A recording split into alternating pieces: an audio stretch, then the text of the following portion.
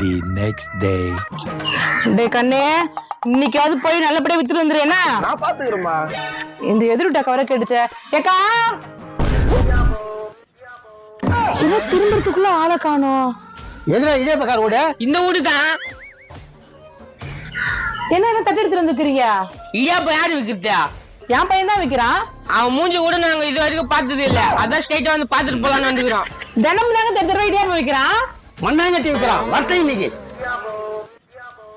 நம்ம வீட்டாண்ட எவ்வளவு கூட்டமா இருக்குது. வாடா அப்பா, நீ தான் இடியாப்பம் விக்கிறோனா? ஆமா, ஏன் சுத்து போடுறீங்க? டேய், உன்னை இடியாப்பம் விக்க சொன்னா எங்கடா போயிட்டு வர?